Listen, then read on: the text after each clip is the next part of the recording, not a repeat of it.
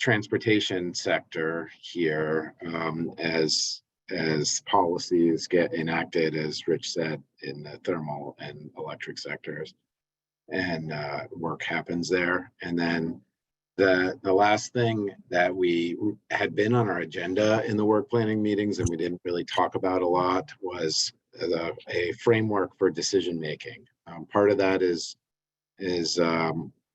connected with the coordination of other committees, but also just kind of how this committee should go forward and make recommendations. I think that's still kind of work to do for the perhaps a work planning committee to bring back to this committee to say, here's how we think we should go forward to have some more structure as we think about the transportation sector.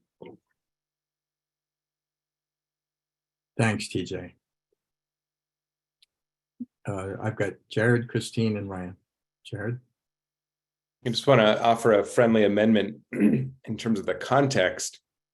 And part of this comes out, we'll just provide an update as one of the liaisons. I see Colin is also here to the Science and Data Subcommittee, but at our last Science and Data Subcommittee meeting, we had a great presentation and overview and discussion of the recently released greenhouse gas inventory from Colin.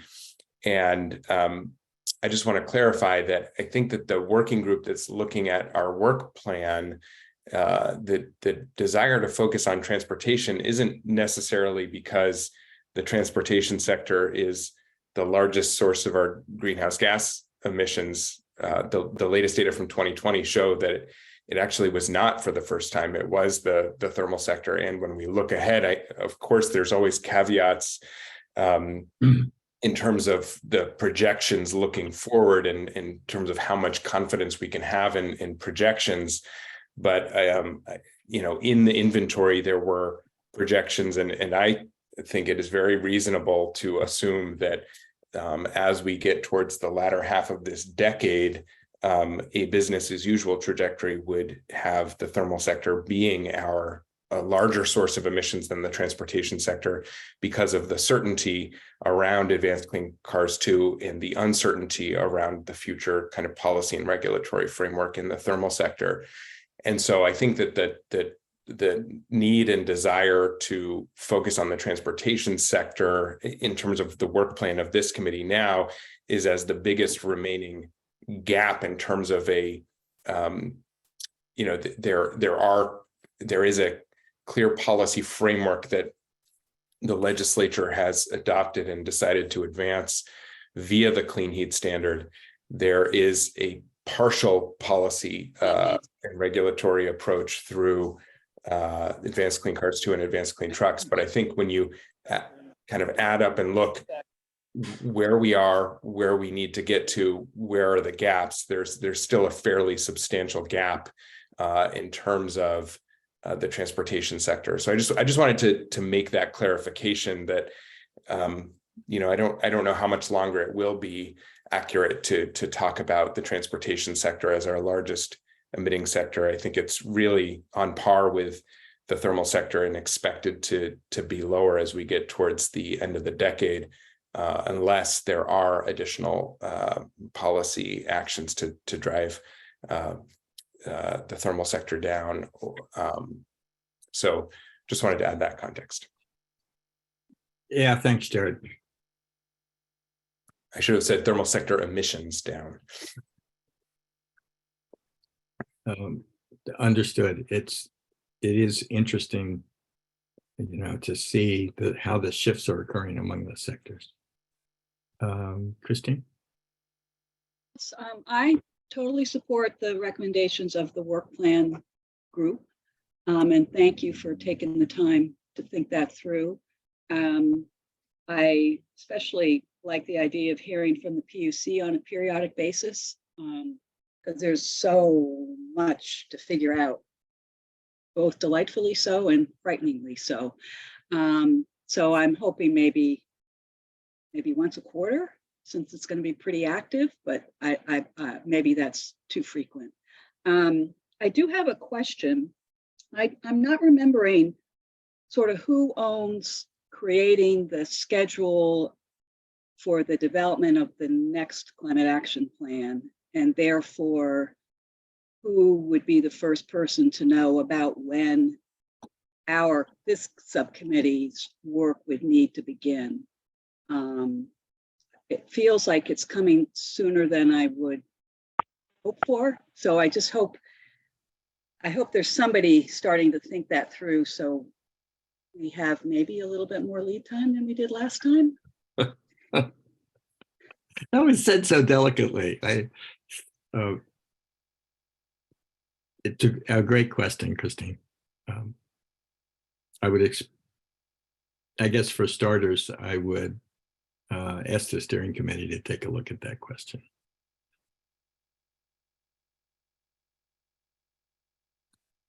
I think the A&R team has their hand politely raised and may have an answer or context around that. Yeah, maybe. A&R.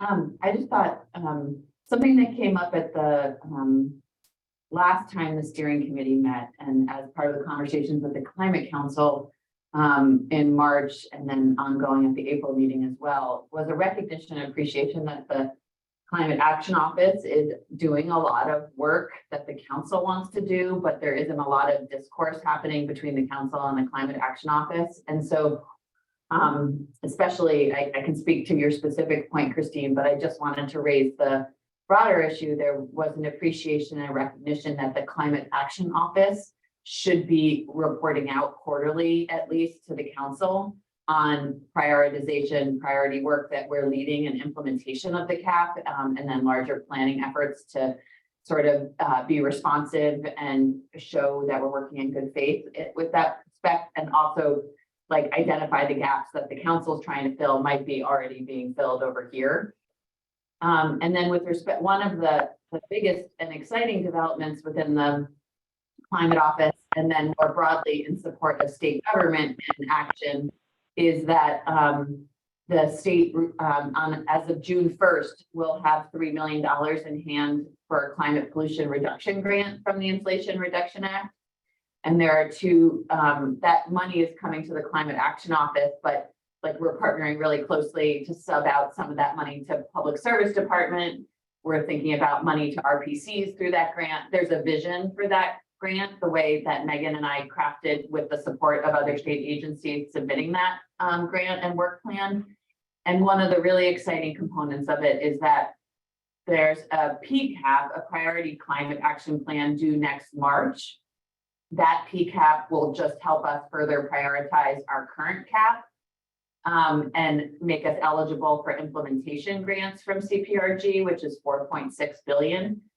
And the second deliverable is a comprehensive climate action plan, which absolutely amazingly is due to EPA the exact same time our update to our climate action plan is due. So we're certainly thinking about how the work of that CPRG grant can help align and support the next iteration of the climate action plan, and look forward to discussing that with the council. That's terrific. Thank you very much for that. I'm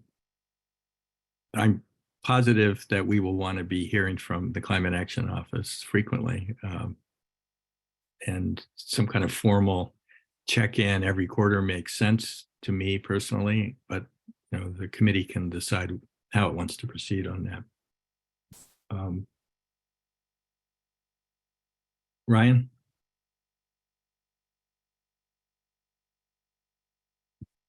Hey, good afternoon. Sorry, my computer got the blue screen of Microsoft Desk, but I think I'm back and video's working. Can you hear me? Yes. Super, thank you. So my understanding is I attend cross-section mitigation as a liaison to the Agriculture and Ecosystem Subcommittee. So if I'm hearing, I don't know if it's a formal proposal, but I'd be more than happy to bring back to the co-chairs, invitation or opportunity to meet and coordinate and discuss mitigation priorities in the natural and working land sector. Speaking from the Agency of Agriculture's perspective, I'd be more than happy to share really the exciting landscape for agricultural climate change mitigation implementation that the Inflation Reduction Act is bringing through USDA NRCS. There's more funding than ever before to support farmer adoption of practices that provide a climate mitigation benefit, just as a brief primer. So lots of exciting stuff happening in that sector, and I'd be happy to speak in a future time to AG's plan and what's happening, and also we'll bring that requested to the Ag and Ecosystem subcommittee co-chairs to see if we can start that communication, bring the two groups together to discuss. Brian, thanks very much. That sounds terrific. And we can hope that the IRA funding, will go a long way towards, the topics you just touched on. Certainly until 2030, there's a lot of funding on deck. After that, we'll see. Yeah, well, we'll also see what happens with the current negotiations about the Farm bill. debt. Yeah. So we'll see. Yeah. I mean, we can all. We'll get to the farm bill. Yeah, we've all got our fingers crossed about the future of the IRA funding. TJ. Well, two things now. First, just to respond to Christine's question on who is doing that. You speculated that we should hand it to the steering committee. I think that's actually been done two meetings ago of the Climate Council. There was a big process discussion, and really on what is the role of the Climate Council now as we go forward. So wrapped in that question is, how do we get from here to the update in 2025? The steering committee is supposed to be tackling that question of laying out the timeline, and then I presume, and maybe I shouldn't do that, but that's how the committees will then start to engage with that timeline and kind of know where to fit in that. I don't know if the steering committee has taken that up yet or has been moving on that, but there's folks here who are on the steering committee, and hopefully it will come up in the next meeting. The other thing I just wanted to, Ryan made a great offer. Thank you, Ryan. And I don't want to leave this committee meeting without kind of talking about how to respond to that. Like, we can all say, yeah, the great idea, Ryan, and then nothing ever happens in terms of coordination across committees. And so this seems like a really good opportunity for some folks on the committee to say, yep, this is important to coordinate, and we will step up and actually do that coordination and volunteer to be part of that role. And folks don't want to do it here, then we could send out a poll or something, but I don't know exactly what that looks like, but there is some of that coordination where some members of this committee will need to kind of understand what's going on and maybe work together with other committees to make sure everybody's on the same page. Thanks, TJ. I mean, one possibility is to invite Ag and Ecosystems to join us for a meeting, or at least, send a delegation to tell us what's up, and, hear from Ryan and others about the policy initiatives that they're considering.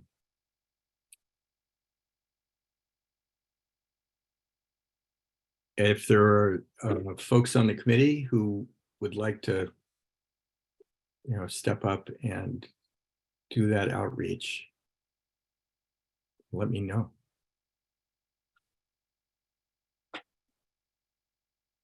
Hey, Rich, I just had my hand up to answer TJ's question on the steering committee from a few minutes ago, if you don't mind. Please. Short version is we took the requirements and to-dos from the in-person meeting and recognized that I think the first thing we all needed to look at was membership of the steering committee itself. because if we're going to be setting priorities and important action steps on the next plan, we got to make sure that we've got the right folks doing that. So the short answer to TJ's question is we haven't taken that particular aspect up yet, but I do understand progress has been made on the steering committee, composition itself, and we'll be marching through the rest of the items from there. Thanks, Liz. Jared, you're up. Yeah, on two things. One, first on Ryan's suggestion, whether it's if the timing works for Ag and Eco System subcommittee members to meet at a time when we meet, or if not, if we find a time to do a joint subcommittee meeting to get that shared context. I think before we kind of talk about the coordination, it'd be good to hear an overview from Ryan and others who are focused on what the opportunities are through the IRA and kind of what funding is going to be available in terms of what's being planned by the Agency of Ag. I think that would be really helpful context for both subcommittees to hear from at a future meeting, whether it's a regularly scheduled meeting or whether it's a special joint meeting that works for more people. And agreed with what Liz just said on the steering committee. What I would note, however, and Jane, please add anything or correct if you think any of this is misstated, but I do think that in terms of our timeline and planning, while there is much work to do, I think at least now we do have the clarity that the next climate action plan is due July 1st of 2025. The law had been a little bit unclear with the first climate action plan due on December 1st. And then it said every 4 years thereafter. So there was a question, well, since the law says July 1st, is it 3.5 years later or 4.5 years later? And it seems like there's now agreement, at least within ANR and their legal counsel, that the date we're working backwards from is July 1st of 2025, not July 1st of 2026. So I think that gives us some clarity. I think we'll also get more clarity as we decide on the composition, as the council decides on the composition of the steering committee going forward, and as we begin to revise and update our kind of founding documents of how we work together, and then put together that work plan working backwards from that July 1st, 2025 date. Thanks, Jared. Back to Christine. Following up on Jared's comment, that's super helpful. And I think even if they haven't changed, the ecosystem that we're working in has continued to evolve since we did the initial plan. So I think it would be very helpful when the assignments and broad milestone dates get developed, that we clarify briefly what the role of each subcommittee is relative to whatever, so that it's clear who's advising, who's the ultimate decision makers, and especially if there's competing recommendations coming from different subcommittees, how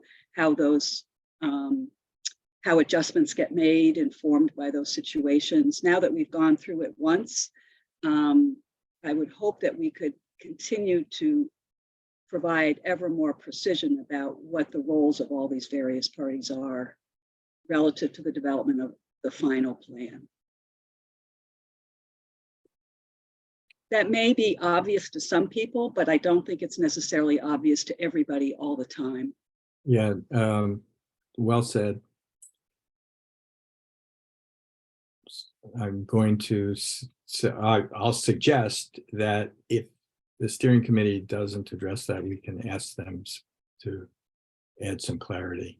And with respect to the ag and ecosystems interaction, in the chat there was a note that they are not meeting regularly as a committee,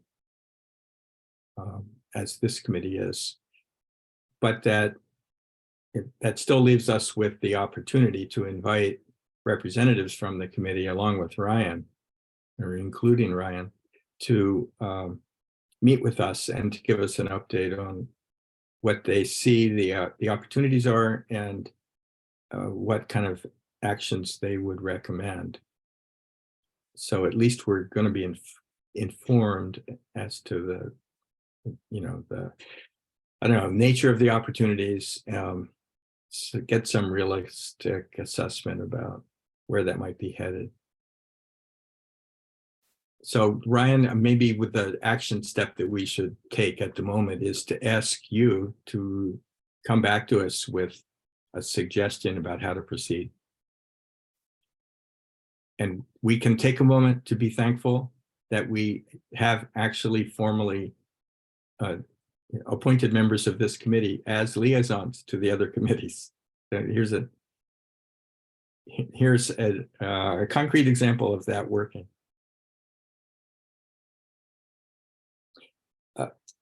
Anything more on this work planning topic before we move on? Okay, now next report item on our agenda is a report with respect to the council's meeting on biomass. And Jared, I think you're up for that. Sure, I'm happy to provide an update for folks who weren't there or haven't heard it otherwise, but invite others to add to this. I think the short version is that folks will remember that there was a biomass task group that included folks from different subcommittees of the council that had initially made recommendations last year that the council was not able to kind of take up towards the end of last year because of there was this period in which all of the House appointees needed to either be reappointed or have new House appointments made, and so we didn't have the full council available. So this last council meeting, those recommendations were presented. There was a lot of discussions, a lot of questions. I think it's fair to say there were many concerns raised when the recommendations as written were put up for council consideration and a vote. There was not support. I think that it was difficult to know exactly how to count it because there were so many different categories in which councilors were, but I think there was one vote among the council to accept the recommendations, 12 against, 1 abstention, 6 councilors not present, 2 seats vacant, and then 1 councilor had to leave the meeting early. But there was clearly not support for the recommendations to be adopted as drafted. And so the next steps that were identified were for councilors to share questions, concerns, recommendations, proposed revisions to the recommendations to Jane, so that those could be collected and basically coalesced by Jane working with our facilitators so that the steering committee could go through a process to identify next steps to see, are there common concerns that if addressed, there can be a way forward to pass some version of biomass recommendations, or are we at a point where there's just not agreement? And I think we needed to gather more information about the nature of the concerns. And I think that will be taken up when we next meet, and those the feedback has all been collected and presented. I would invite others to add to that if any important information was missed, or Jane, if there's anything you want to say about the process.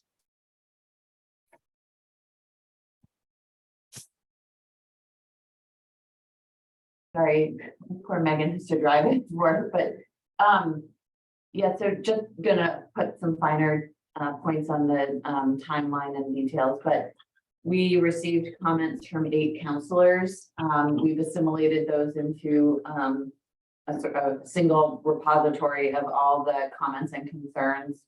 And David and I worked on a suggested process, or I should say, 3 suggested pathways that the steering committee could use as a discussion point around next steps with the biomass recommendations.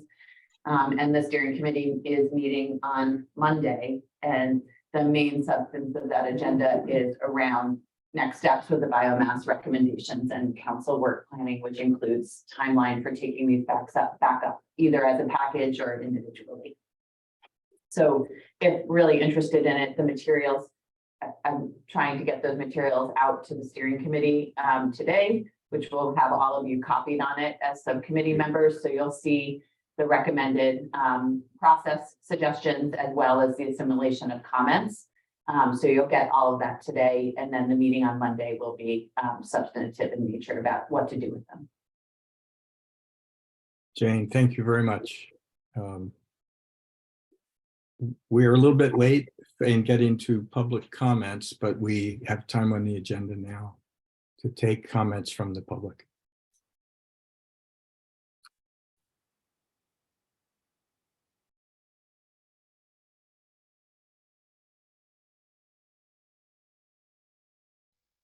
I've paused for a while and I see no hands, and so I think we should just move on to the next topic. Update from AOT on the carbon reduction strategy. Looking forward to it. Hi, everybody. I'm going to talk really slowly until Chris Porter joins us. No, he was expecting to be tied up until 12:45, but hopefully he'll be able to jump in by the time we get to the portion of his that he'll be presenting on. So let me try to share my screen here.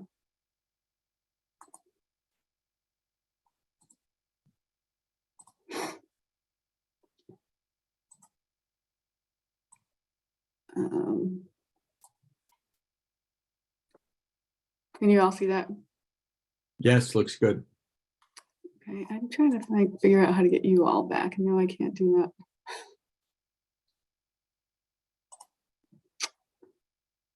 that. I hate to talk and not be able to see you. I don't know where you all went. Hold on. Well, I can see everybody. We're still here. Thanks. Okay, I got you. Okay. Okay.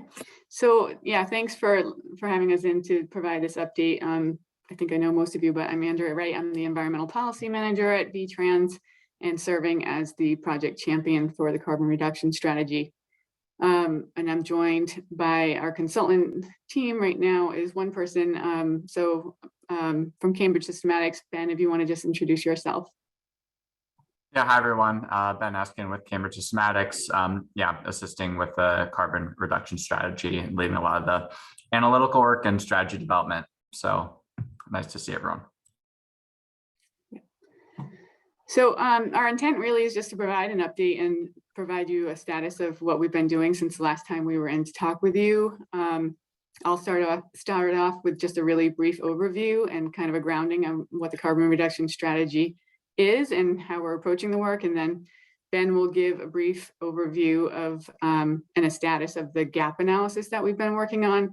And then Chris, hopefully when he shows up, will go into quite a bit of detail about the stakeholder input that we've received. And that's really providing us direction as we move forward in developing and evaluating the differing strategies and scenarios that we're looking at. And so, and just understanding how the committee is contemplating a work plan, we hope that this presentation can help inform that.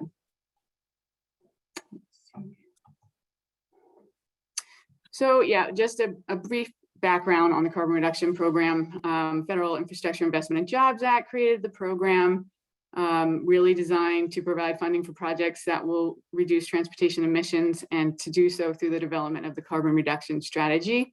So VTrans is going to receive $32 million in carbon reduction program funding between federal fiscal year 22 and 26. And we need to develop that strategy for the use of the funds that's consistent with the guidelines. So that's looking at different types of projects, like traffic congestion reduction, reducing single occupancy vehicle trips, looking at fleet electrification and implementation of related infrastructure for that, looking at construction methods and materials, all of these things that are sort of in the agency's purview to lower carbon emissions. And so these kind of list out the things that are in the direct control of the agency to pull, but I've mentioned, I think, to probably most of you before, that the guidance also states that the carbon reduction strategy shall support the reduction of transportation emissions of the state. And so we're really looking beyond the agency's projects and programs for what other policies might be implemented statewide to achieve the required reductions. And so we have two primary objectives. The first, to support the requirements for greenhouse gas emissions reductions as laid out in the Global Warming Solutions Act, including that sectoral proportionality, so 40% by transportation. And then the second, to support the federal requirements for each state to develop that carbon reduction strategy to most cost effectively implement the carbon reduction program funds. And we're approaching this work with but through two phases. The first, to develop and apply a methodology for evaluating the effect of the agency's capital program on greenhouse gas emissions. So we've completed that phase, but basically that was doing research and understanding what other states are doing in this space, understanding what existing tools there are to develop the methodology, and then actually developing that methodology and a tool that can be used by V-Trans staff into the future to confidently estimate the impacts of our program decisions going forward. And then the second phase is to take that baseline from phase one and understand the gap that exists to meet the needed reductions, and then just developing and evaluating strategies. So this is our timeline with tasks for both phases laid out. It shows the touch points that we've had and will continue to have with our technical and advisory committees, as well as 2 rounds of stakeholder and focus groups, public meetings that we've had. So the technical committee has met 4 times to help guide the development of that phase 1 methodology and the evaluation of the capital program. We've had 2 advisory committee meetings, 1 to review the capital program evaluation, and then the other to gather input on the potential strategies. We have a meeting coming up at the end of this month with the technical committee to discuss the methodology for the evaluation of the strategies. We've invited the advisory committee members to come to that so they understand what's going into that evaluation. In mid-June, we will discuss the application and preliminary results of that evaluation with the advisory committee. Then based on that input from those meetings, we'll go back out to the stakeholders and to the public again. And ultimately, the goal is to have completed a strategy with a recommendation by the end of September or the beginning of October. And just because a lot of what we'll go over today is a lot of detail about what we heard from the stakeholders and the public engagement, I just wanted to provide this slide that shows the groups that we met with. We also held the 2 virtual public meetings on March 23rd, and we've developed a website and provided another opportunity there to provide comment through a web form, and we've gotten a lot of comment through that. And so I guess with that, I'll turn it over to you, Ben. Thanks. Yeah, so after sort of completing that phase 1 baseline, we've been engaged with a gaps analysis to understand where we are with respect to our climate targets. Unfortunately, we are still in the process of doing a few last-minute refinements to our baseline estimates, in part due to new understandings and evaluations of some key legislation, namely things like Advanced Clean Cars 2 and Advanced Clean Trucks rule. So what we'll do is we'll just talk about some of the key assumptions that are underlying our projections and sort of the general implications of that. So as we sort of talk about what our baseline understanding of transportation emissions are, there's kind of a few key assumptions and updates that we've had. The first is that as a result of the pandemic, vehicle miles traveled, VMT, has decreased to a reasonable degree between 2019 and 2021.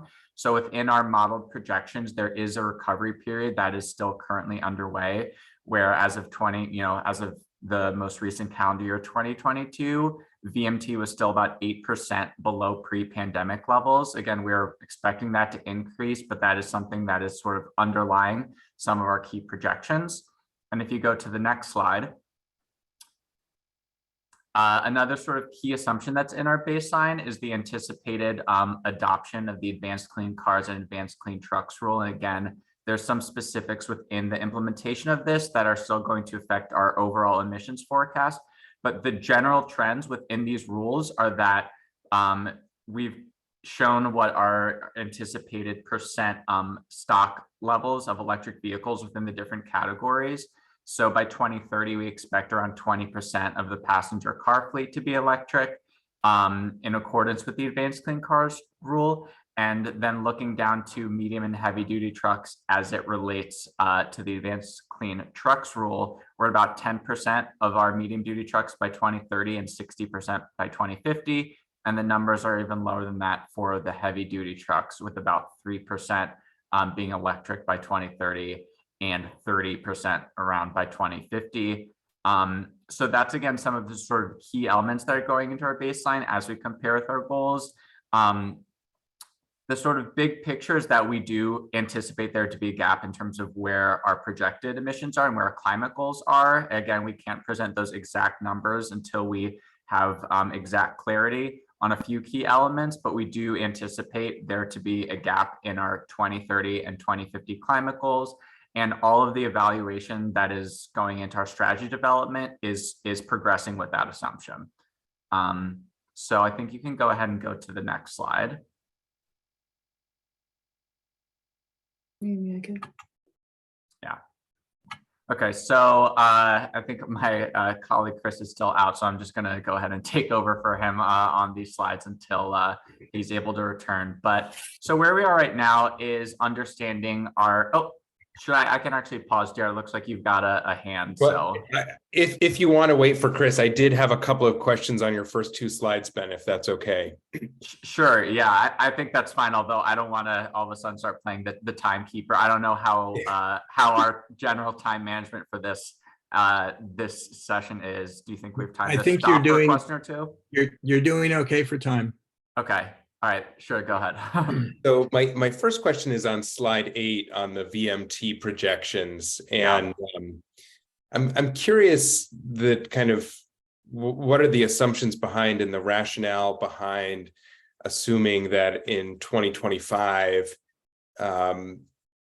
it's clearly there was a rebound in 2021 and 2022 in terms of VMT and gasoline and diesel sales.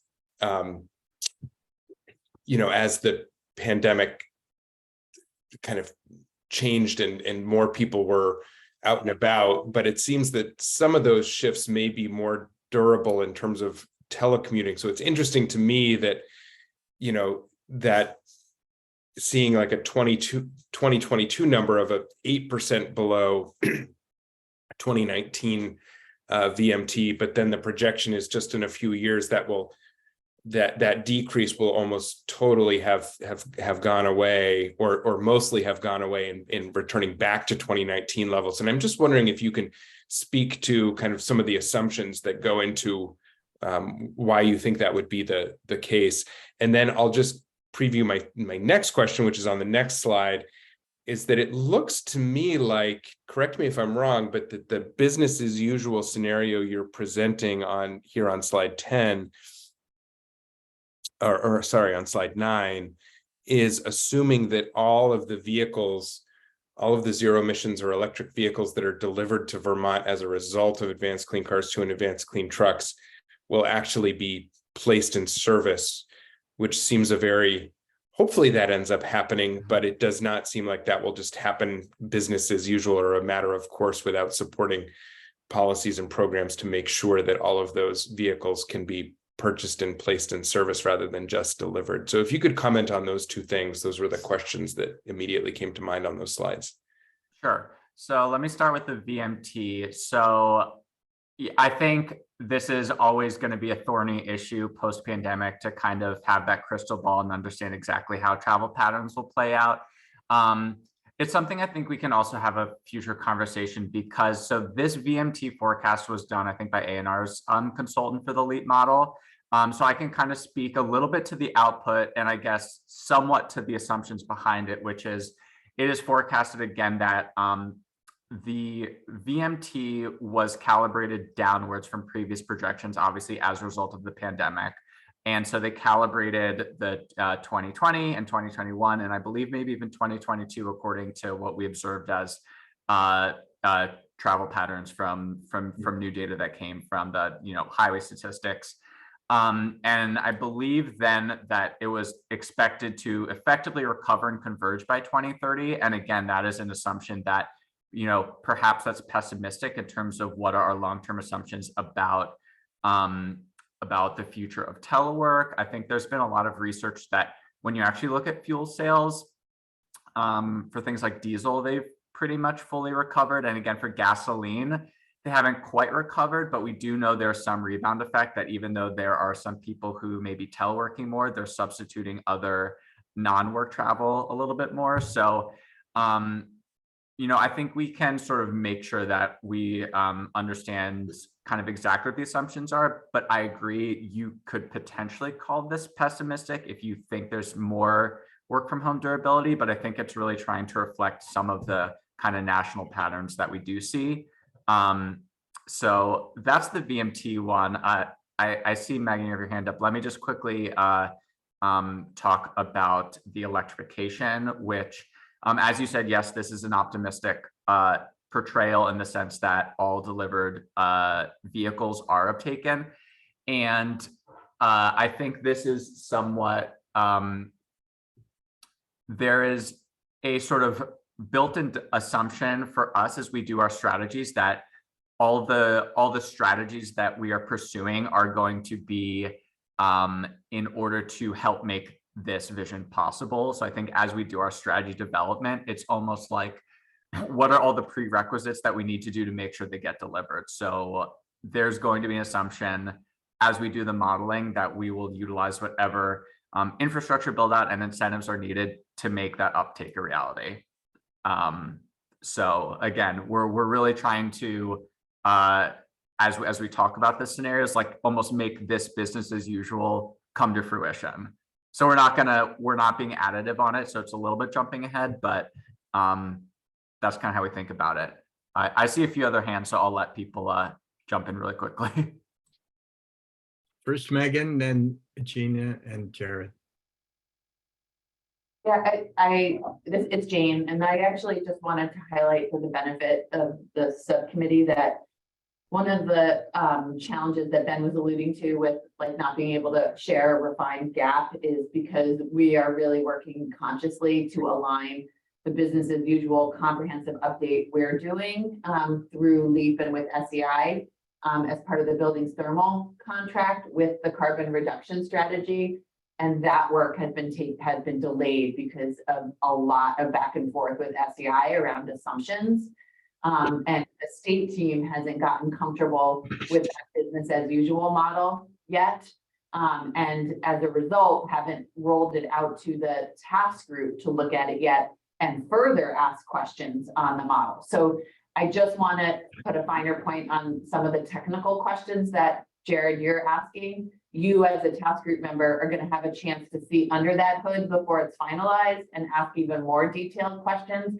And this analysis is kind of slow rolling that rollout because we're slow rolling the business as usual model update. So just want to really emphasize that maybe holding on real detailed technical questions that are relevant to the business as usual model is appropriate, so that because you're going to have a chance to do that before it's finalized and informs both analyses. Gina?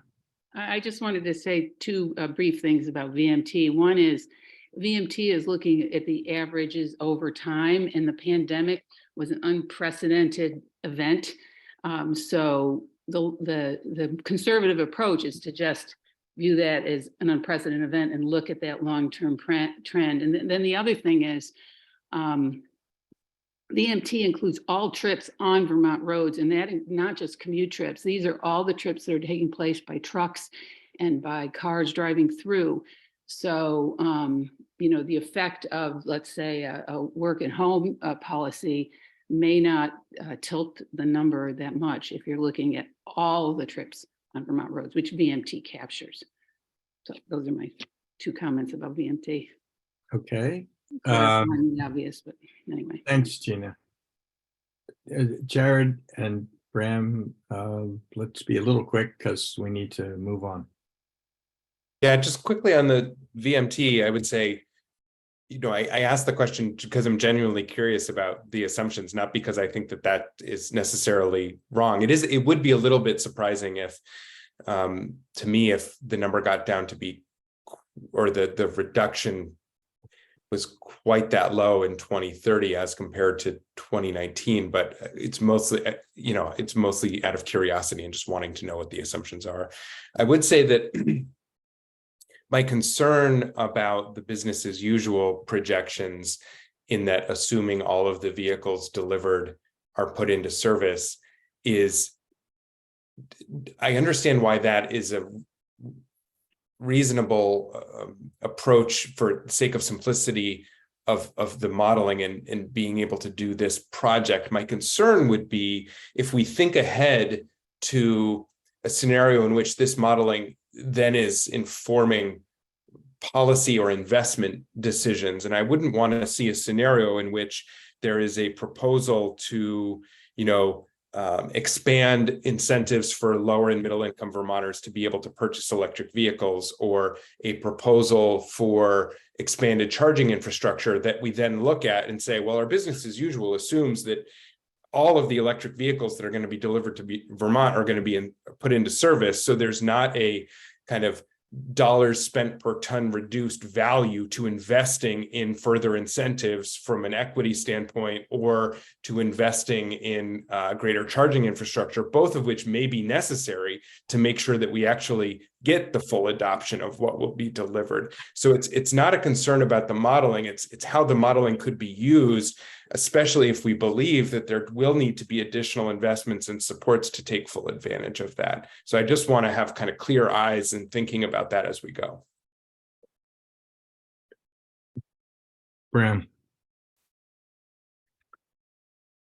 You know, I think the manufacturers are not going to get the right mix of electric cars and gas-powered cars and trucks onto the lots in Vermont.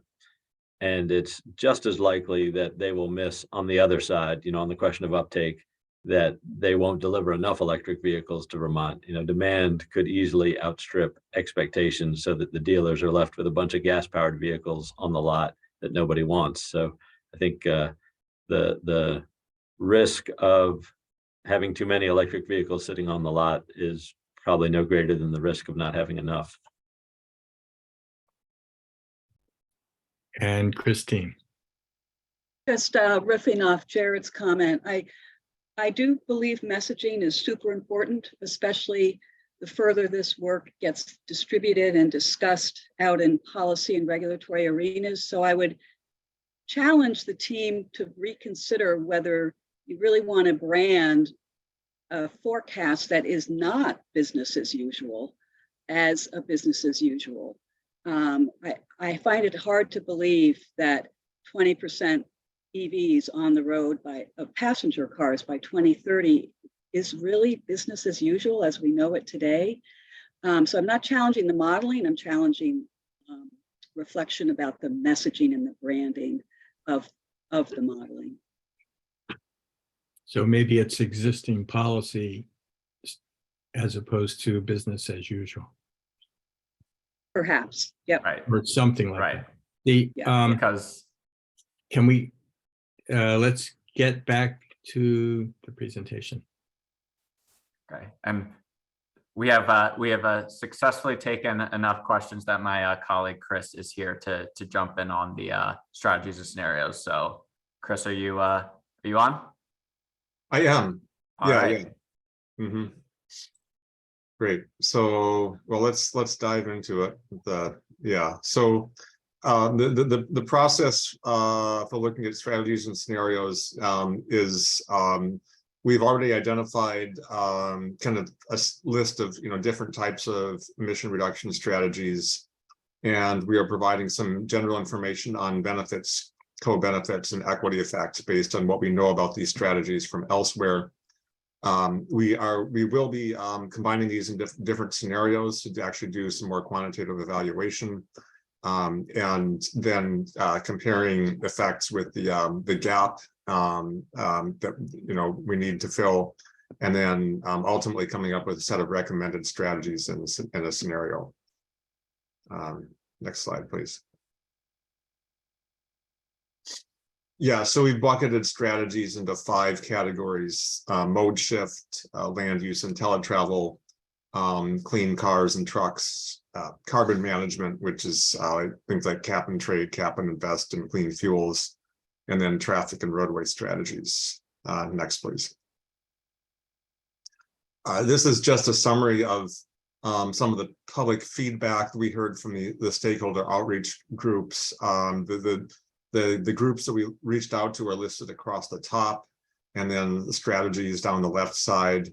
Overall, a lot of support for bicycle pedestrian investment and transit, as well as land use strategies. There was, freight rail was a little bit more of a niche item. On the electrification, as well as carbon management, there were some mixed opinions. And, for example, we heard positive things about incentives, but there were some concerns about requirements, concerns about things that were making things more expensive. Just the fact that electric vehicles, at least currently, are more expensive than regular vehicles, and it's going to be a hardship for a lot of people. Same thing on the carbon management strategies in terms of things that would increase the price of driving, or that would sort of be regulatory as opposed to incentive based. Next slide, please. Yeah. So mode shift, so we listed out for each one of these what the strategies are, what's currently happening, and what might be additional opportunities. And I'm just going to kind of, highlight the additional opportunities. In this case, these are really capital program investments, infrastructure, transit services, TDM, just, really does require some additional funding to make that happen. Next slide. So I'm not going to spend too much time on it, but, the couple of highlights from the public, the stakeholder input, just the importance of co-benefits. These strategies is not just about emission reduction. There's a lot of other benefits. Some suggestions for looking more at microtransit to serve Vermont's communities, and also kind of the need for sort of a culture shift and investment in complete streets and traffic calming coordinated with roadway projects.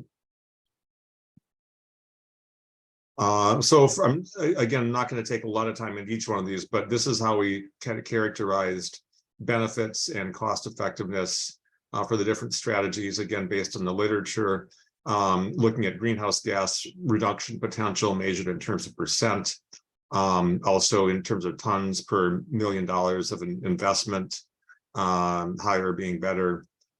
We also looked at air quality, particulates, non-SOV trips as sort of a measure of equitable access, and then health benefits.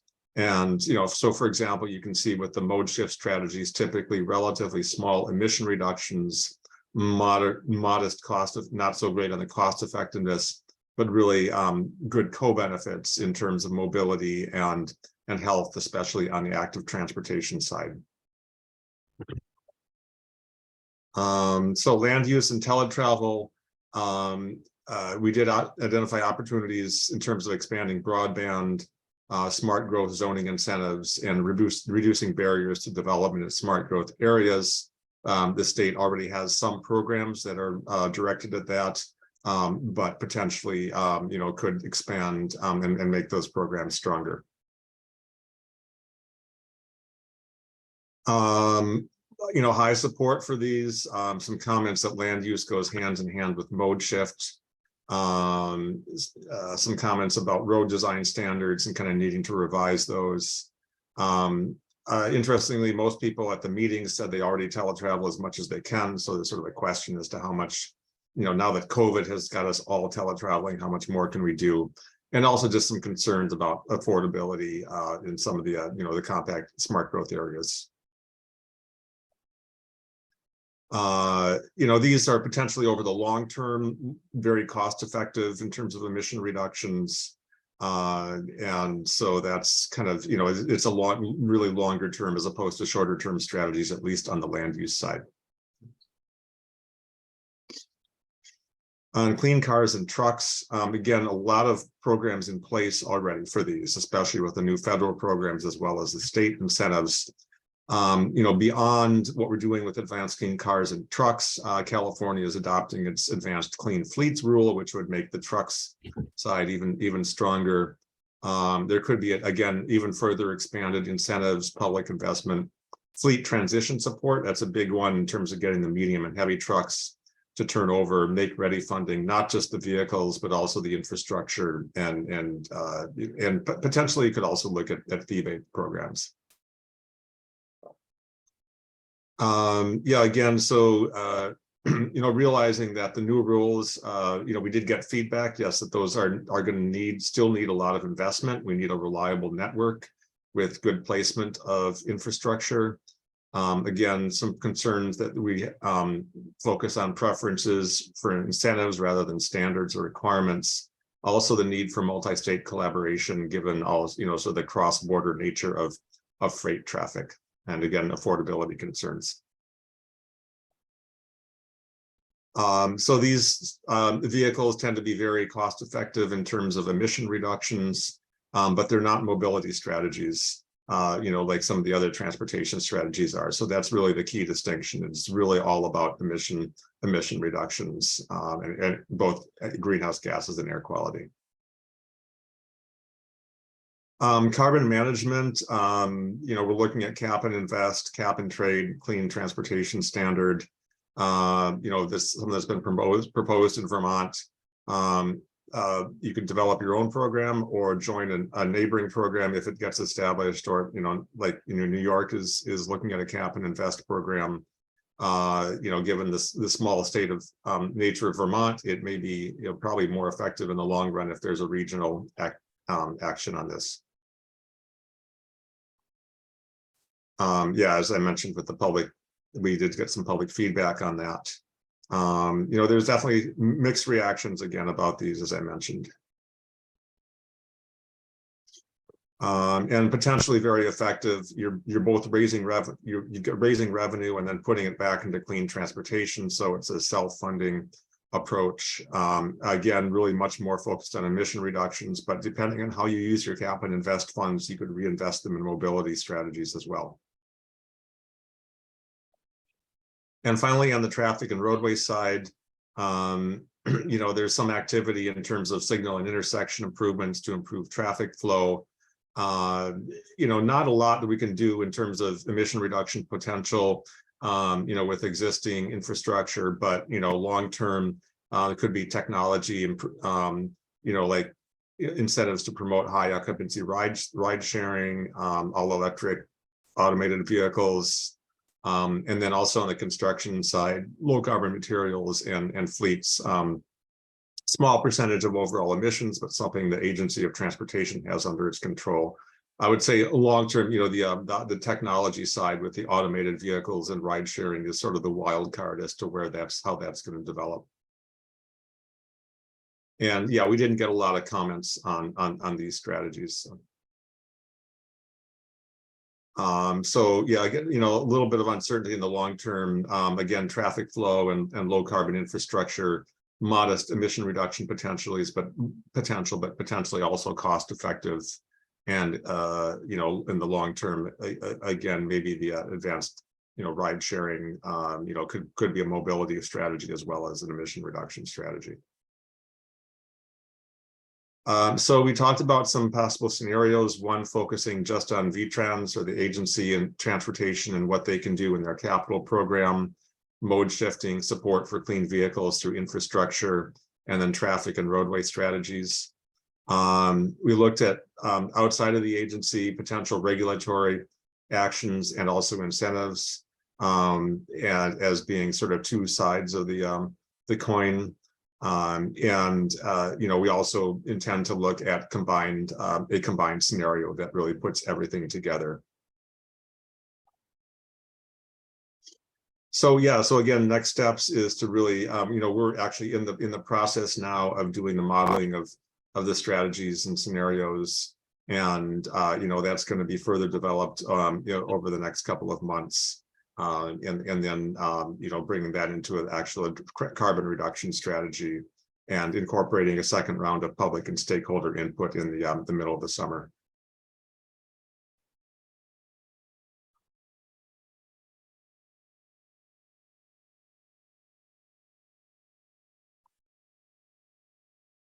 So I think that's all I had. Yep. So yeah, if there's any questions or comments on any of that, I can flip back to slides if we need to, or I can stop sharing as well.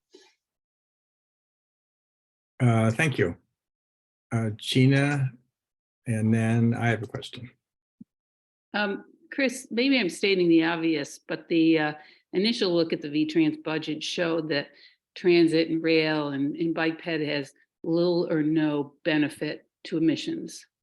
So if you're going to follow through on those recommendations, you'll have to look at some huge amount of investment, correct? Because the current investment is not doing anything for us in terms of emissions. It does have all those co-benefits. Right. Well, it's exactly, and so it can't be the only thing that we do. It's people want to do more, would like to do more of it. So from that standpoint, it seems important to include it in the mix, but it's certainly not going to be just on its own to get us to close the gap. Okay. Yeah. And explaining that to the public will be challenging, I think, because it did get there was strong interest in those strategies, and how you explain that will be something we'll have to figure out. You'll have to figure out, as will the council. Yeah, the co-benefits will definitely be a big part of that conversation. And like Chris said, some of those go hand in hand with land use, and those are the longer term sort of statewide collaboration efforts that we have to embark on. So how do you envision capturing the feasibility of multi-state initiatives? Will you just crystal ball it, or how will you evaluate that? Or maybe you don't know yet. This is for Chris.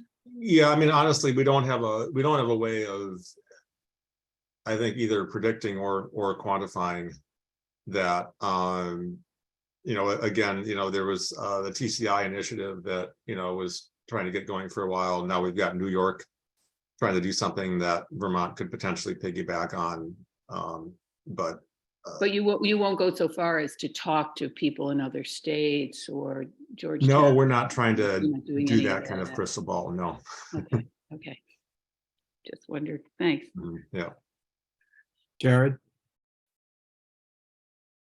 Chris, thank you. And thank you to Ben and Andrea as well. Chris, I'm wondering if you can go back to the slide that had the table on the carbon reduction strategies in terms of cap and investment. Yeah, sorry, you were just there.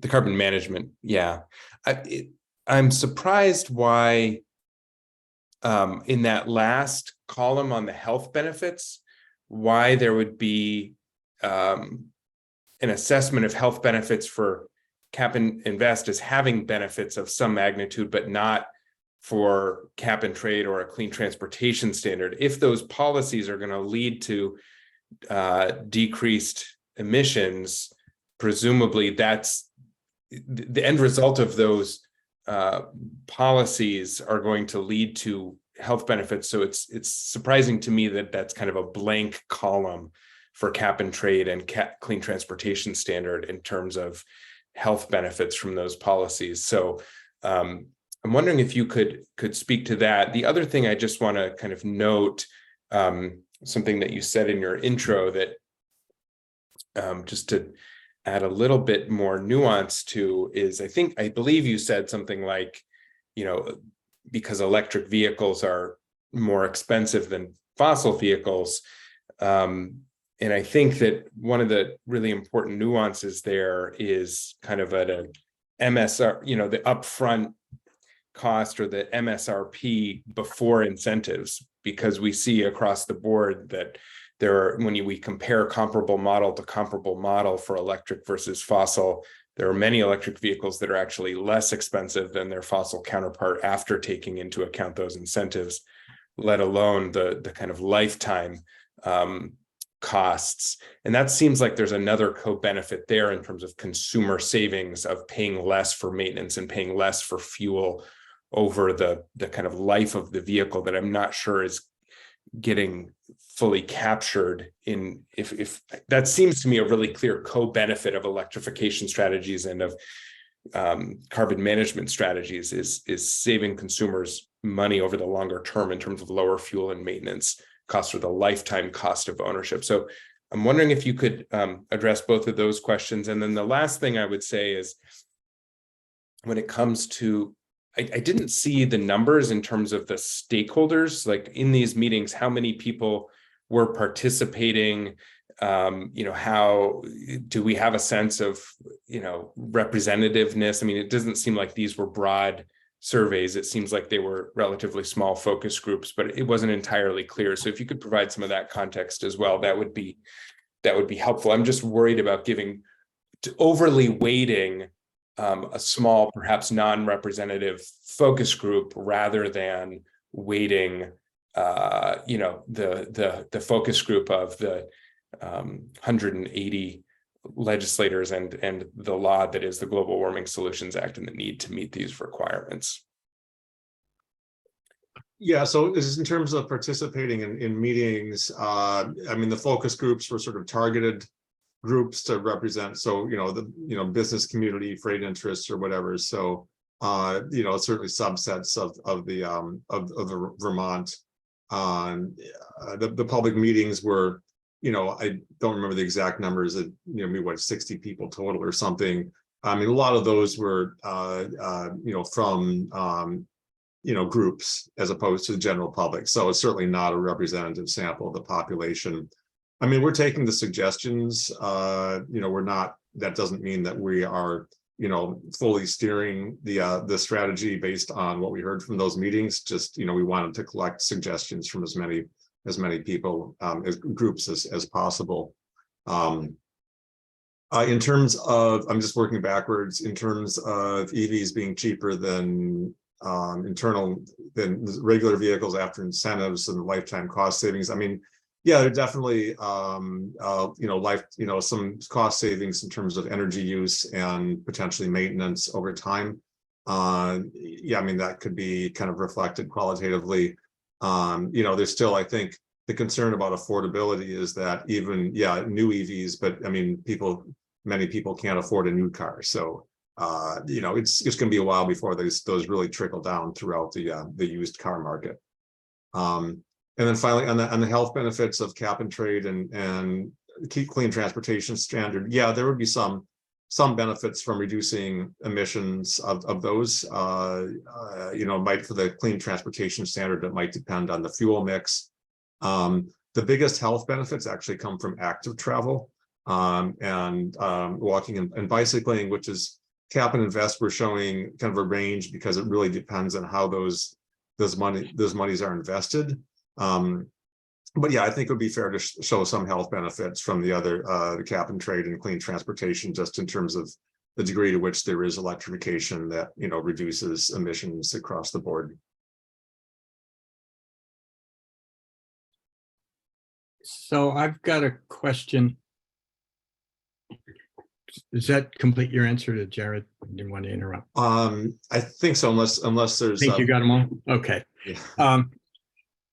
I just have one observation about the presentation, and that is your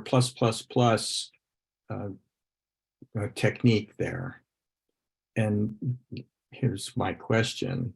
Seems to me that on the columns, for example, GHG percentage, within each category, you have this sort of relative ranking of things, 1+ or 2 or 3. But with respect to all of the strategies taken together, a double plus on one page is not at all equivalent to a double plus on a different page. The GHG reductions that are possible don't seem to be, proportional across the different pages. And whereas if you were, so correct me if I'm wrong, but it seems to me like sometimes it's a really small thing, but compared with other things on that same page, it's better. And whereas compared with other pages, it would be really small. Well, actually, the intent was that the pluses are the same magnitude across all the pages, and we just didn't replicate that table at the bottom just to reduce clutter, but that table holds for the other strategies as well. So it is ranges, and of course these are ranges, and it's all very the approximate. Okay. This is but yeah, no, the intention is that those are consistent benchmarks.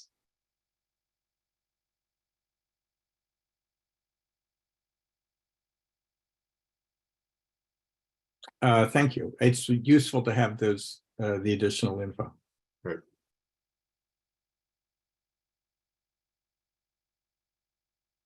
Joey? Thanks. Thanks, Chris and Ben and Andrea. And just a couple of questions or comment, so this effort, which is very important, is in service of a couple of things and also of informing our next steps. Hence why we're having this conversation. But in terms of modeling the scenarios, I think modeling, sort of business as usual with the capital budget, I just want to be hopeful and certain that what we're modeling is in service of the pollution reduction requirements, because I know that this again is intended to inform VTrans's work broadly in the IIJA, but that for our work and the Global Warming Solutions Act, that we're modeling things that add up. And then also just noting too that, and I provided this input, but I just already in writing, but just how important it is that a lot of the strategies, I think we need to be doing most of all of the things, and that cap and invest and carbon management strategies are, this is a little bit of an oversimplification, but are a means to an end, and to get those strategies deployed. So those are the mechanisms to raise the revenues and, raise those dollars to put into those programs that we want to see and we need to see deployed or expanded, especially after federal funds are expended and, end of FY26 or whatever. So sort of a couple of comments, but I guess the one question I do have, and just want to underscore, is just the hope of the scenarios that we model being in service of meeting the GWSA targets. I can provide the short answer, which is yes, the primary objective of anything we model is to hit the climate goals. And to the degree that we present multiple scenarios that have different flavorings to them, whether that is with respect to cost or co-benefits, that will be sort of that, follow-up discussion or iterations as people see fit. But no, that is the primary objective. And with respect to multiple solutions, it is very much within our approach that everything will likely be considered and combined together, because it seems like as we are in service of that goal, we can't really afford to miss out on any kind of piece of the strategies. So that's the short answer. Yeah, I'll just add to that, that the strategy is going to be that comprehensive look, but the implementation of the funds is limited to the eligibilities listed in the guidelines. So we're not going to be able to use these funds for the policy recommendations if that's what ultimately is the recommendation of the strategy to close the gap. So I just want to continue to try to be clear about that. Wait, can you say that one more time? I very much want to understand what seems like a very important point. The carbon reduction program funds have eligibility bookends. They can only go to certain activities. So I just want to be clear that what comes out of this may be beyond what these carbon reduction program funds can go towards. So we're going to have a recommendation of, like, you should do this, you know, try to incorporate this into your project selection and your project programming. But beyond that, like, we're not going to be able to put these carbon reduction program funds towards creating a policy if that's what comes out of the ultimate strategy recommendation. Is that making sense? Yes, but that's, I think, why it's really important that, again, this endeavor is in service of two things, and you're raising very important constraints around the one thing that the federal law and these fabulous funds are enabling. And we have a different goal too, while we celebrate that, or I think we have a different goal, which I think we recognize, so that it may be that we want to use this information to make recommendations to do more, and that's potentially in the policy or regulatory arena. But anyway, that's very important and helpful, but I just think it's a very important distinction for us all to be aware of. And that, so thank you. Yeah, I mean, we're just taking that broader view in light of what's going on with the Climate Council and the recommendations of the Climate Action Plan, which a lot of other states are just looking at their programming. They're not looking beyond that at all. Can I jump in with one quick question, Andrea? Are you talking about implementing the policy or further analyzing the policy? Or neither? Well, I'll have Chris or Ben jump in here too. There's going to be some level of evaluation and analysis of the policy. We'll need a lot more, I think. I don't know. We'll see. I mean, we're not going to come out of this with a program. Yeah. Okay. You know, can we use those funds to further analyze the policies? I know it doesn't make sense to implement, well, we don't know what it is, but. That would be a conversation we'd have to have with Federal Highway and sort of get into the nuances of that, but I'm leaning towards probably not. Yeah. Okay, thanks. I think that's really important information for us. Yeah, the guidance is pretty clear that the strategy can sort of contemplate those statewide reductions, but it doesn't, when you're talking about the eligible activities, it doesn't really get into that. It gets into fleet electrification and supporting infrastructure and those sorts of things, but beyond that, you know, a broader policy like a cap and invest or something, it doesn't leave too much room for that.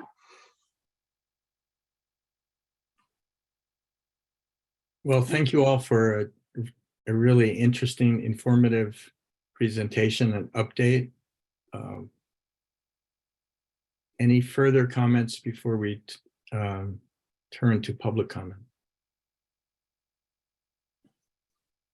I just want to point out that the two slides at the end of the presentation are show our technical committee composition and our advisory committee members, as well as a chart that shows who was invited to those stakeholder groups in the faded, and the darker print is who actually showed up. So just for a little more detail on that. And we are planning to do, we're inviting all of those groups again to our second round, which will happen in mid-July. And then in the interim, we are looking at ways to reach more people and groups and hear more from the public, because I do think for our public engagement, especially our daytime one, it was a lot of groups, like Chris said, that came. So definitely not an exact representation of the public necessarily, but we are getting a lot of input through our web form too. Perhaps it's not a fair question to ask you, Andrea, but I will anyway. Do you believe, just based on your knowledge of the world and of Vermont, that you're getting a pretty good representation of stakeholder input on these topics, or do you feel a gap somewhere in what you're getting? I feel like from the comments, there's certainly a lot of different personalities coming through on the comments that we're getting in the web forum. And so they definitely represent, it's sort of an assumption or stereotyping maybe, so that's difficult to say, but there's a variety of opinions coming through there. So I think that's good. Whether or not we're reaching all the right communities and populations, that's difficult to say because we're not tracking that information from someone's email address, or, you know, they can do it anonymously too. So I don't know, but I think we're working with FHI, who's the subconsultant for Cambridge Systematics, to come up with some sort of more engaging survey format, not just your standard question and answer survey, but something a little bit more engaging, and we'll be a little bit more pointed about how we distribute that. So hopefully we'll have a better array of input. TJ?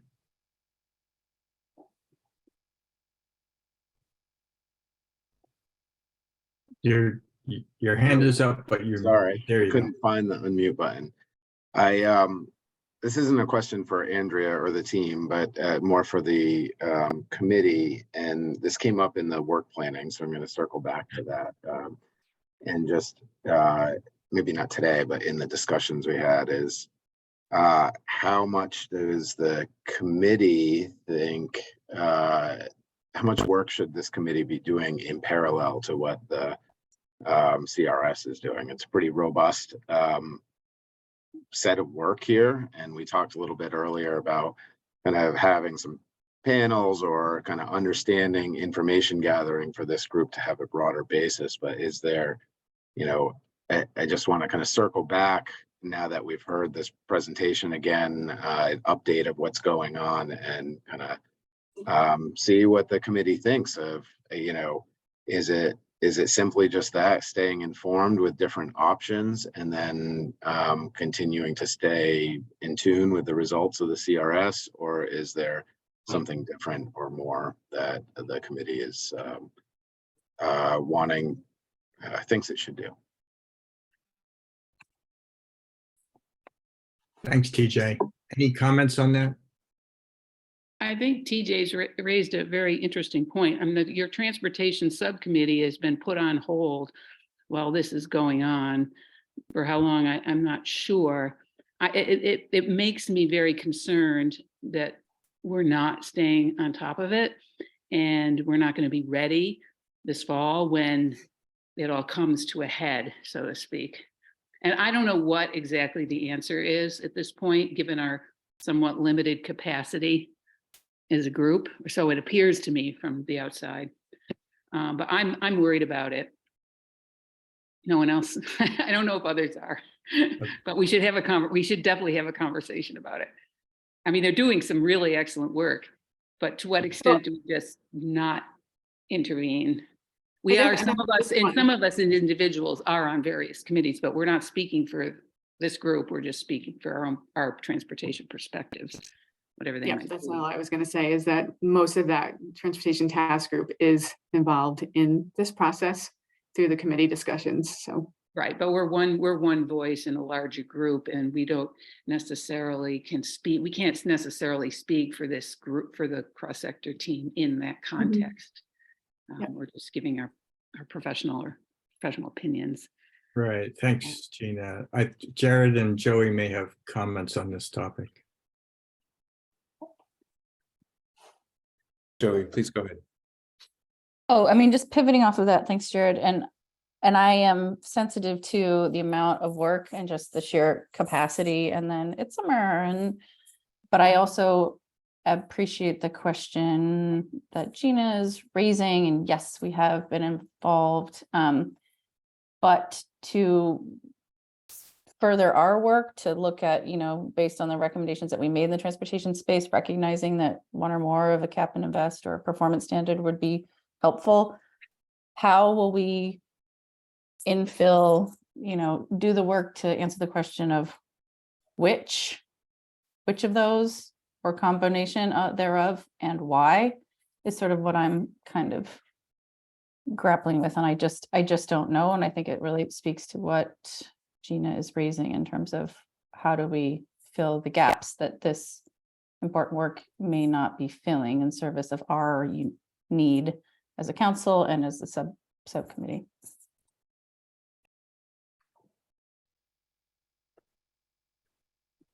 Yeah, I mean, Yep.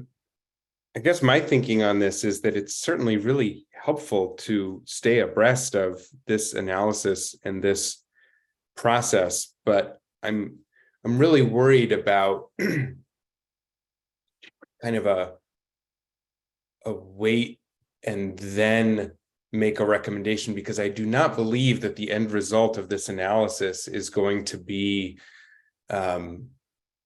it sounds like what we're hearing from Chris and Ben and Andrea is, that some of these carbon management or policy and regulatory options will be kind of qualitatively assessed at a very high level. But when it comes to the level of detail of actually how a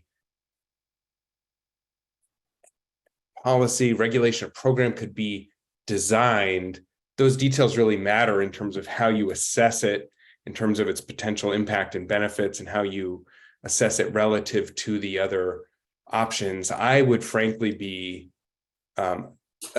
astounded if the end result of this analysis comes back saying that we are likely on track to meet our 2030 legal obligation without policy or regulatory mechanisms, and all we need is some additional voluntary action and some incentives, and the program's VTrans already has gone. That's simply not going to happen.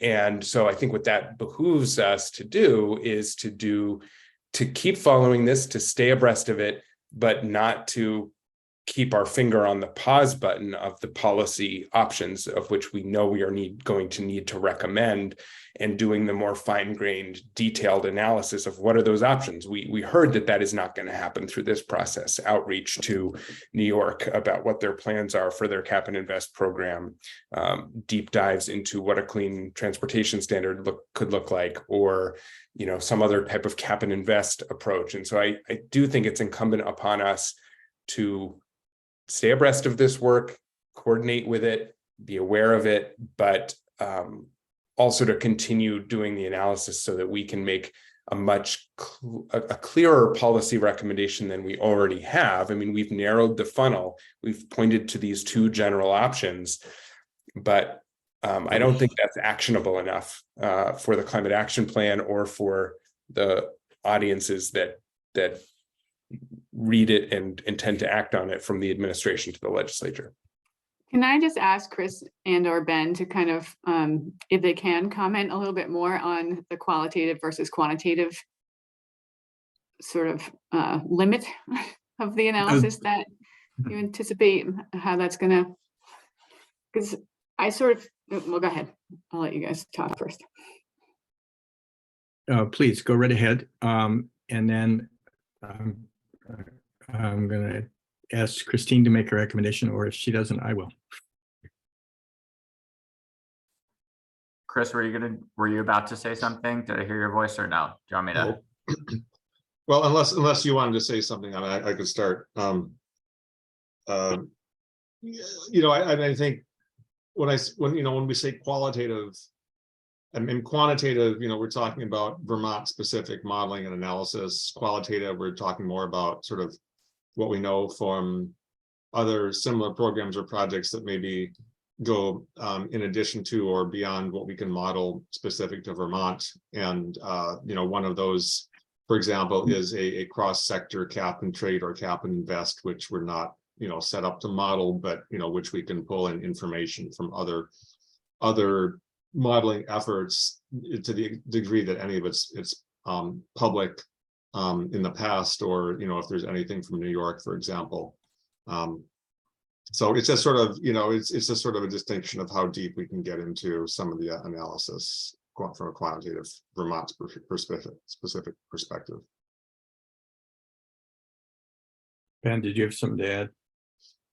No, I think that covers it. Yeah, I'd say everything is quantitative in nature, but yeah, the degree to which we have very good assumptions versus pretty good assumptions is again that sort of barometer for exactly how localized we can get, model any specific strategy. But the sort of rule of thumb is where we have local Vermont data and can get as localized estimates as possible, we use, and where we don't, we use the sort of best peer or national data we have available.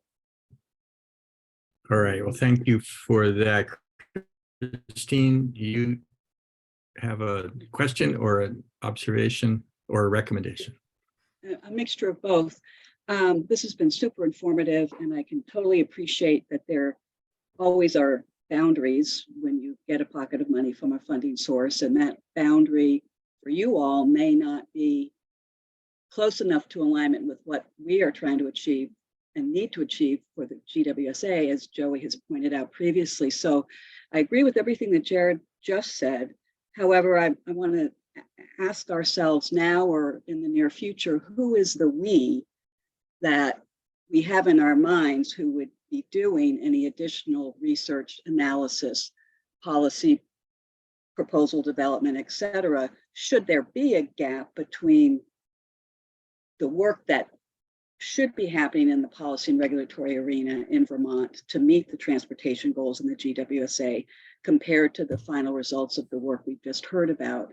And I guess where my mind first goes is we are a group of informed, committed volunteers. And is there not a state employee who would be gearing up to do the research analysis and quantification to help support further policy and regulatory proposals?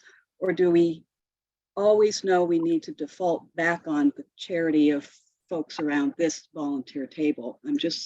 It's a constant design struggle I have in my head in understanding this ecosystem as it continues to develop and evolve. Thanks, Christine. Joey, suggestions, comments?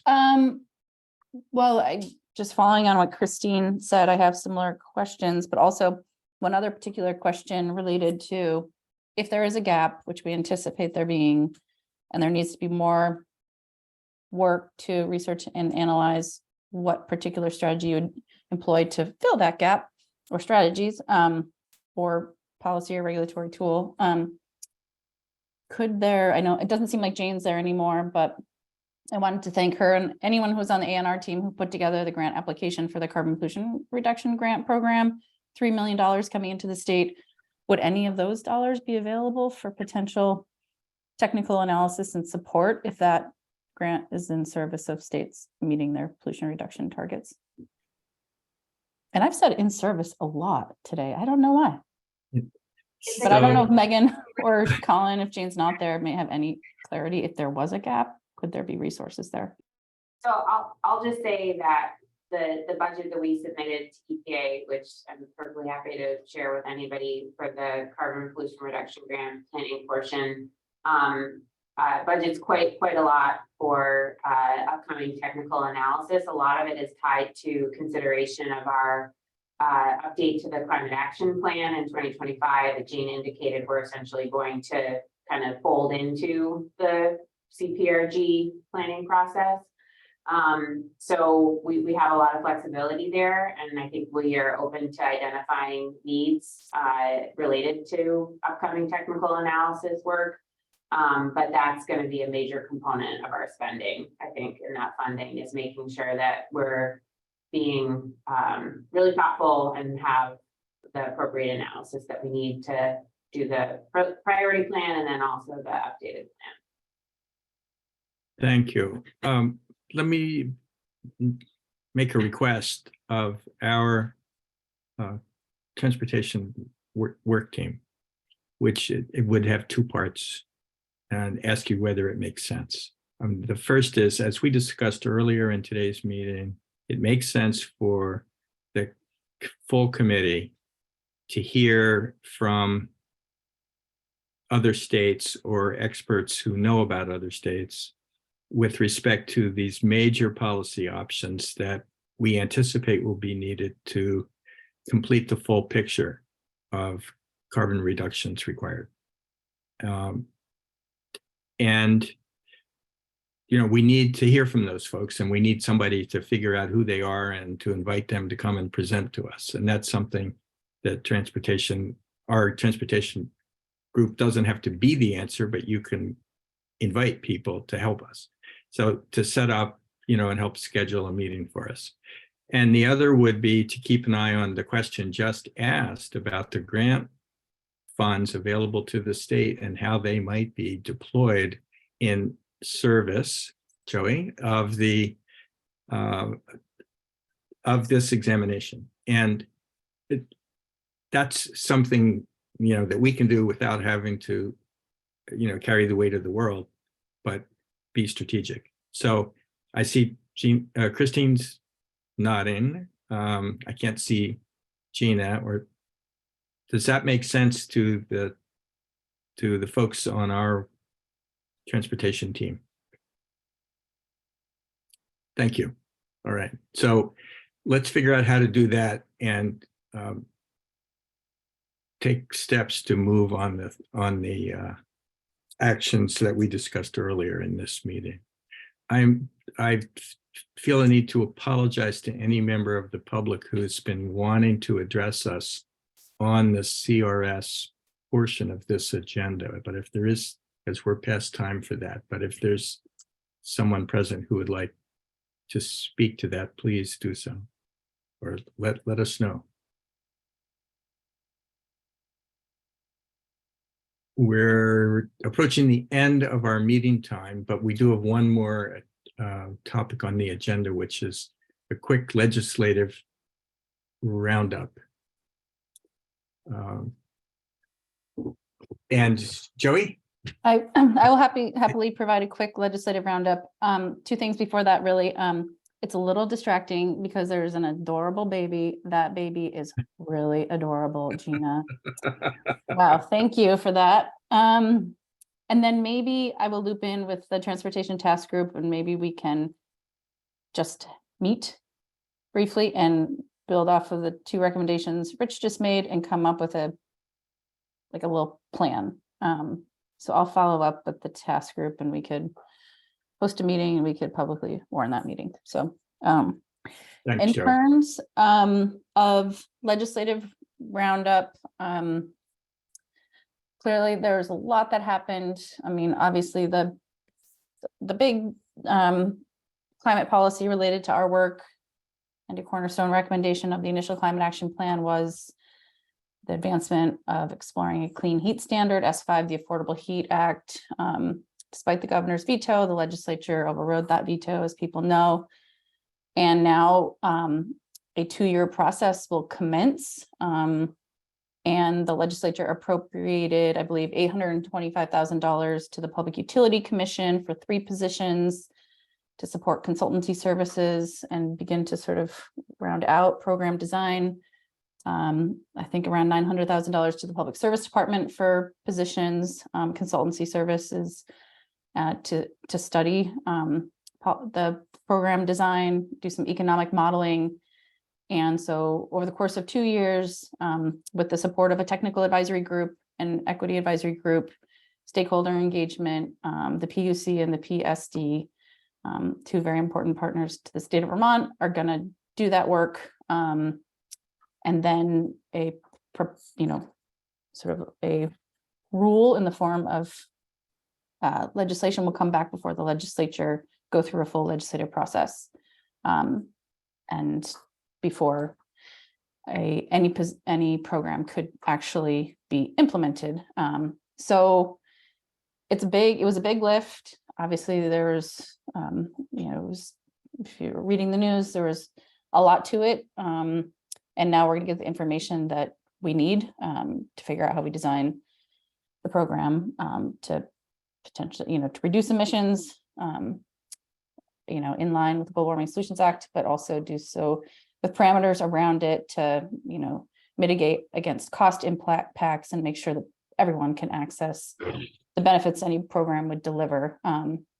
thankfully, and then just sort of overarchingly, we've referenced it a little bit with the carbon pollution reduction grant program.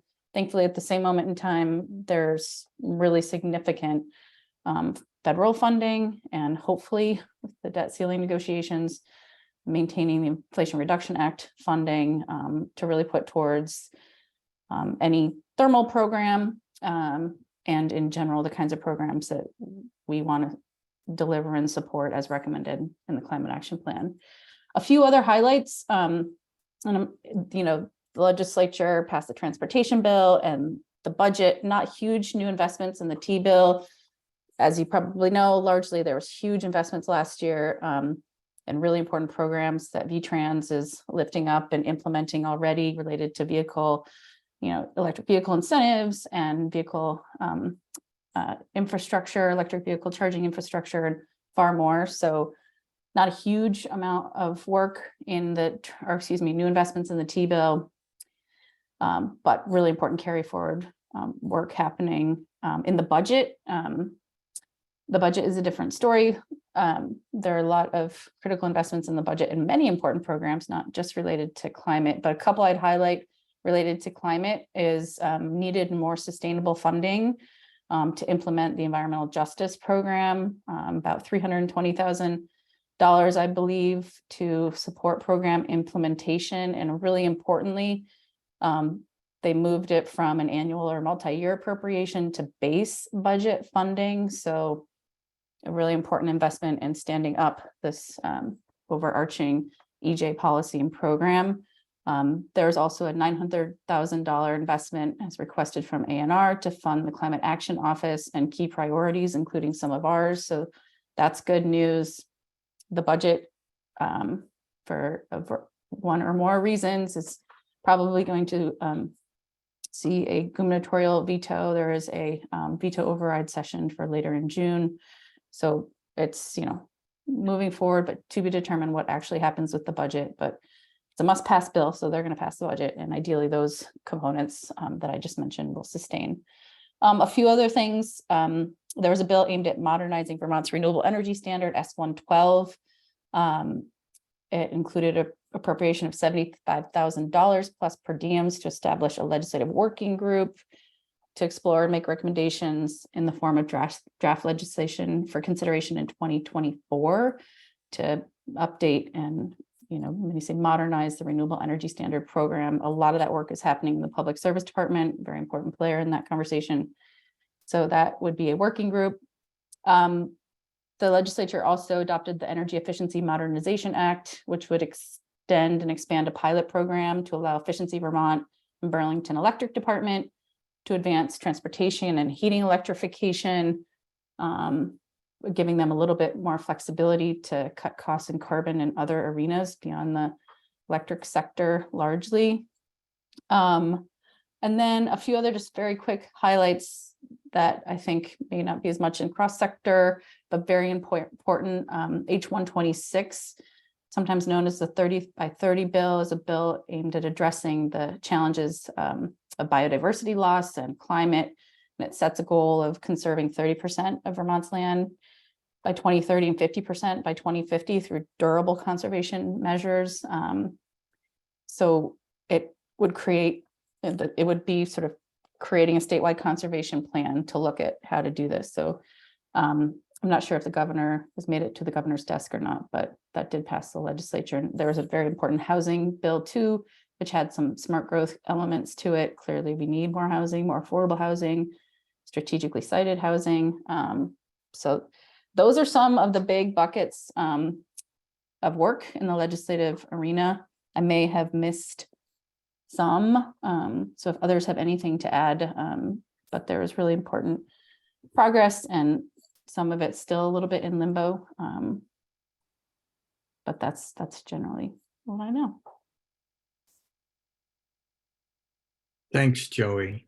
Questions about the legislature? I mean, I do think it's important for this committee to be aware that the legislature was active on a variety of topics that are important to our work.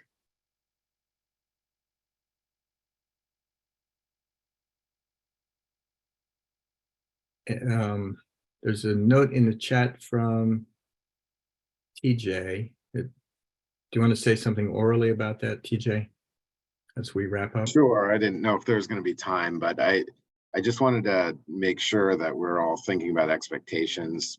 You know, money for technical analysis was mentioned, and you know, as I recall, and you all can correct me if I'm wrong, the transportation sector recommendations that we had was to kind of come to a new recommendation by the end of this year, you know, October-ish, for the Climate Council to consider, for it to kind of update the current climate action plan, because that kind of sector is still hanging out there a little bit. And you know, technical analysis using some state money and contracted, it takes a while, as we all know, with all these different analyses going on and everybody's all overworked. So as we're thinking about the work plan there, I didn't want to just rely on that and have an expectation, as folks were talking about, hey, we'll need to figure out a path, and how do we make a recommendation? How do we, you know, take what the CRS has and not just kind of be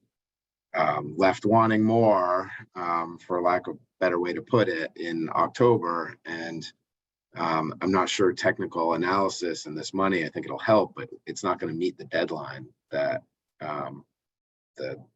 this group has set for itself. And so I don't know what to do about that in 2 minutes that we have left, but I just wanted to make sure everybody's aware of it. And that's why I was kind of calling the question of what this task group wants to do, what this committee wants to do in relation to the CRS, and what's actually possible given resources. So it seems like more to come, and thanks to the task group in advance for thinking about this stuff. Thank you, TJ. It's a good observation, and we like to live in the real world, so we appreciate being reminded. So anything further for this meeting? Any final comments from the public? Thanks very much. I expect that we will have the benefit of the Transportation Task Group getting together and making some recommendations about the agenda for coming meetings. Anyway, thank you all. I appreciate everybody's presence, time, and ideas. Thank you. We're Thank you, adjourned. John. Thanks, Thanks, everyone. Thanks for sharing. Thank you. Bye. Bye.